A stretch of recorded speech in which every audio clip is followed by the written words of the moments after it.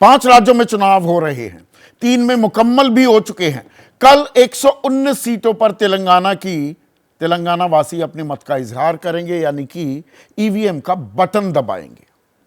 और हम दिल्ली में बैठे तथाकथित नेशनल मीडिया, हमारी निगाहें सिर्फ और सिर्फ राजस्थान, मध्य प्रदेश और छत्तीसगढ़ पर ही टिकी हुई थी कि यहां पर कौन किसका पलड़ा भारी, राजस्थान में ऊंट किस करवट बैठेगा, शिवराज आगे या कमलनाथ, भूपेश बघेल क्या दोबारा सत्ता पर काबिज हो पाएंगे या नहीं। इसी का गणित हम फैला रहे थे कई हफ्तों से। अब ऐसा नहीं है कि यहां रोचक नहीं थी या दिलचस्प नहीं थी चुनावी लड़ाई, लेकिन कहीं ना कहीं हमारे रडार से बादलों में कहीं छिप गया तेलंगाना, हम कैच ही नहीं कर पाए। तेलंगाना में ये राजनीति का ऊंट कई करवट बदलता दिखा है। दरअसल पिछले कुछ महीनों की मैं बात कर रहा हूं। और वो कैसे? 3 से 4 महीने पहले तेलंगाना में चर्चा ये थी कि भाई KCR will he do an MGR. जब से तेलंगाना बना है 2014 में, दोनों बार जो चुनाव हुए जीते केसीआर, तो क्या वो सत्ता की हैट्रिक लगा देंगे जो दक्षिण भारत में केवल एमजी रामचंद्रन कर पाए, एआईएडीएमके के संस्थापक। 3 बार वो मुख्यमंत्री बने, बाकी कोई भी दक्षिण के किसी भी राज्य में 3 बार लगातार मुख्यमंत्री नहीं बन पाया। और टक्कर कौन देगा? तो टक्कर में दरअसल बीजेपी दिखी दूसरे नंबर पर, और इसके पीछे एक वजह भी थी। 2018 की बात करें तो दूसरे नंबर पर, बहुत पीछे थी, तब टीआरएस थी, केसीआर की पार्टी, उसका नाम टीआरएस था, तेलंगाना राष्ट्र समिति, बीआरएस नहीं था। 19 सीटें आई थी कांग्रेस की। लेकिन 2019 के जो लोकसभा चुनाव हुए, तो जो 17 सीटें हैं तेलंगाना में, उनमें से 4 सीटें पाकर बीजेपी दूसरे नंबर की पार्टी बन गई। पर बहुतों ने कहा कि अरे ये तो देखिए राष्ट्रवाद, पुलवामा की लहर में मोदी के करिश्मे के चलते ये सीटें आ गई।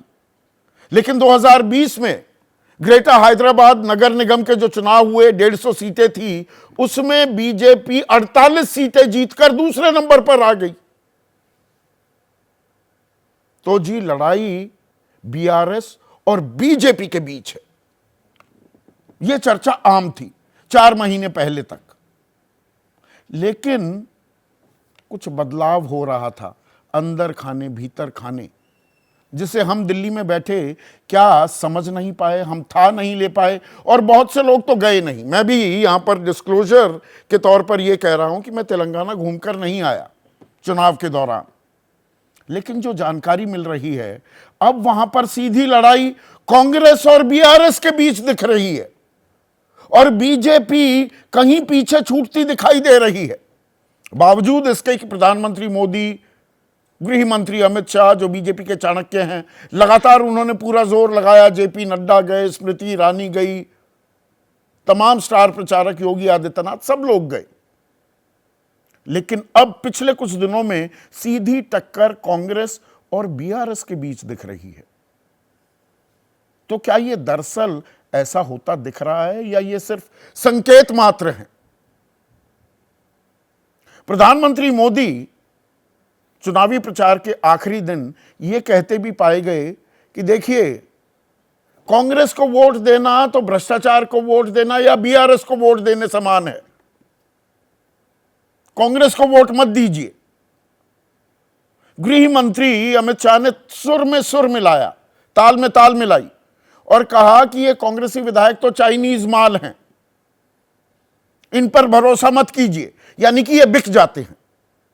दरअसल वो इस ओर इशारा कर रहे थे, शायद ये आरोप लगाते हुए वो भूल गए कि 22 विधायकों के साथ ज्योतिरादित्य सिंधिया को कांग्रेस से बीजेपी ही लेकर आई, और ऑपरेशन लोटस, ऑपरेशन कमल को अंजाम देते हुए कमलनाथ की सरकार गिराई मध्य प्रदेश में। यह हिमंता बिस्वा शर्मा भी दरअसल कांग्रेस से ही आए हैं, अभी मैं आरपीएन की या जितिन प्रसाद की बात तो कर ही नहीं रहा हूं, या रीटा बहुगुणा जोशी की।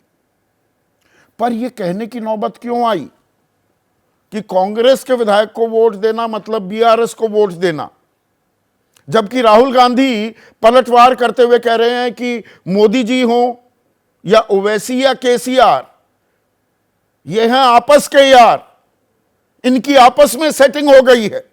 सेटिंग के आरोप बड़े लग रहे हैं। अमित शाह ने कहा कि इनकी सेटिंग हो गई है कि राहुल चाहते हैं केसीआर बन जाए मुख्यमंत्री तेलंगाना में और केसीआर उनको प्रधानमंत्री बनने में मदद करेंगे। उधर कांग्रेस कह रही है कि ये तो आपस में सेटिंग है।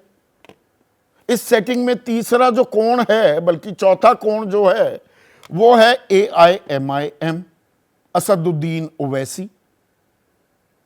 अब यहां पर एक बात पर गौर कीजिएगा, ओवैसी साहब राष्ट्रीय स्तर पर, राष्ट्रीय पटल पर AIMIM की गूंज, वो ताल ठोकते रहते हैं। 27 सीटों पर चुनाव लड़ लिया था बिहार में, लेकिन अपने गृह राज्य में वो 119 में से सिर्फ 9 सीटों पर चुनाव लड़ रहे हैं, सिर्फ 9। और इसमें फ्रेंडली फाइट होंगी। जो ग्रेटर हैदराबाद एरिया है, 8 में से 7 सीटें पिछली दफा जीती थी, 8 उम्मीदवार उतारे थे, 7 जीत गए थे, सेटिंग थी।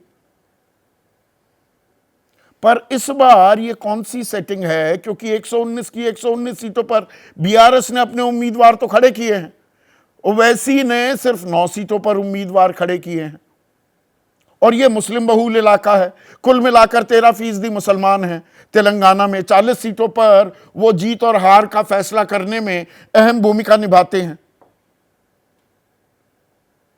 अब क्या मुसलमान शिफ्ट भी हो रहा है?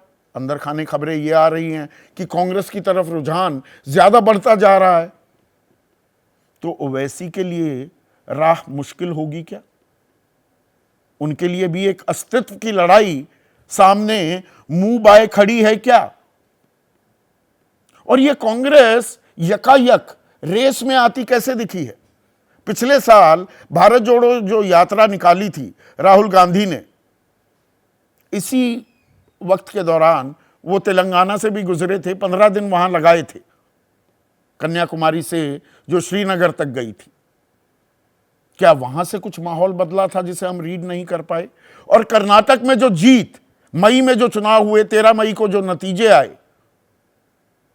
दुगनी से ज्यादा सीटें बीजेपी के मुकाबले कांग्रेस लेने में जो कामयाब हुई, उसका असर भी दिख रहा है क्या? मैनेजमेंट का जिम्मा डीके शिव कुमार के हाथों में है। ओबीसी वोट को साधने के लिए सिद्धारमैया का भी इस्तेमाल किया गया है। एक लंबा बॉर्डर तेलंगाना के साथ साझा भी करता है कर्नाटक। और यहां पर 4 जो बड़े समुदाय हैं, धड़े हैं, वोट बैंक है, उस पर आपकी तवज्जो चाहूंगा। जो पिछड़ी जाति है वो 52% है, जो मुसलमान है मैंने आपको बताया 13% है, और यहां पर किसान 55% आबादी किसानी पर निर्भर है। और इसमें रायतू बंधु जो योजना है, प्रति एकड़ 5,000 रुपए जो किसान को दिए जाते हैं साल में 2 बार, यानी कि 10,000 रुपए। अब उसकी किस्त पर तो रोक लगा दी चुनाव आयोग ने। क्या यह बीआरएस के लिए परेशानी देगा कि नहीं तो 25-26 कल परसों वो आने थे और चुनाव कल हैं, आने वाले कल, तो 5,000 रुपए अच्छे लगते हैं भाई, किसी को भी 5,000 रुपए आ गए, थोड़ा सा आदमी हिलता है, मन करता है उसी को दे दे। कांग्रेस 15,000 रुपए देने की बात कर रही है, और ना सिर्फ किसानों को बल्कि बटाईदारों को भी। बीजेपी भी 12,000 की बात कर रही है। तो ये किसानी को लेकर कितना बड़ा मुद्दा है। और महिलाओं को तो सब लुभाने में लगे हैं, ये आधी आबादी है, उसमें गूंज किसकी सुनाई दे रही है? तेलंगाना अपने आप में एक विकसित प्रदेश के तौर पर पेश करने की तो कोशिश करता है, लेकिन बहुत बड़ा इलाका ऐसा भी है, वहां पर गरीबी और गुर्बत साफ देखी जा सकती है। ये बात और है कि वहां से जो विधायक और सांसद चुनकर आते हैं वो सबसे अमीर हैं। सबसे महंगा चुनाव देश में अगर कहीं लड़ा जाता है तो वो तेलंगाना है। 289 करोड़ प्रति सांसद एवरेज सांसद की चल अचल संपत्ति है, देश में सबसे ज्यादा। तो इस बार वहां का फसाना क्या है, इसी को आज हम ढूंढने की तलाश करेंगे। ऐसे में आज का सीधा सवाल, और सवाल तो मैंने 2 बार दोहरा दिया है, तेलंगाना का क्या है चुनावी फसाना, और मोदी राहुल केसीआर किसकी नैया होगी पार। जैसे ही घड़ी का काटा दोपहर 2:30 पे आए, बबीता जी का दिल सास बहू साजिश के लिए मचल जाए। और ये है इनकी बहू, पूरे दिन ऑफिस की टेंशन हो जाए गॉन जब ये करें अपना फेवरेट शो फ्री टाइम पे ऑन। इनकी तरह आप भी देखें अपना फेवरेट शो अपने टाइम पर और डाउनलोड कीजिए एबीपी लाइव ऐप अपने स्मार्ट टीवी पर।